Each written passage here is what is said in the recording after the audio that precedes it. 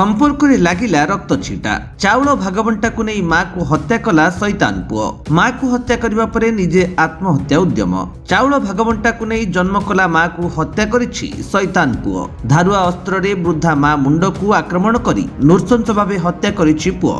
एपरि एक अभावनीय घटना बारिपदा सदर थाना अंतर्गत शरद चंद्रपुर अंचल रे घटी जाइछि। मृतक जनक हेले ए गाँर रायबारी सिंह। पूर्वरु रायबारी सिंह को दुई पुओ रोहिदास सिंह और लक्ष्मीकांत सिंह मध्यरे पारिवारिक कलह लागि रहितला। तेबे चाउल भागबंटा को नहीं मां और पुओ रोहिदास सिंह बचसा होइतिला। जुक्तितर्क बढ़िबा सह कथा कटाकटी हेबारु रोहिदास उत्क्षिप्त होई मां को हत्या करितिला। गाँरे मां मुंड को शक्त प्रहार करितिला, जहा फल प्रचुर रक्तस्राव हेबारु घटनास्थल रे ही मां रायबारी सिंह को मृत्यु होइतिला। शैतान पुओ जन्म कला मां को हत्या करिबा परे निज गला को उक्त दारे काटी आत्महत्या उद्यम करितिला। तेबे अन्य जणे पुओ लक्ष्मीकांत सिंह दिन मजुरिया काम करिबा को जाइथिबा बेले मध्याह्न समय घर को फेरी घटना बाबद जानिथिला। घर बारंडारे रक्त जोड़ुबुड़ू अवस्था मार मृतदेह देखि भाई रोहिदास को घटना बाबद पचारिबारु से हत्या करिथिबा नै स्वीकार करिथिला। रोहिदास आत्महत्या उद्यम करुथिबारु तांको गळारु प्रचुर रक्तस्राव हेउथिबारु तांको पीआरएम मेडिकल कॉलेज एवं हॉस्पिटल ले भर्ती करा दैछि।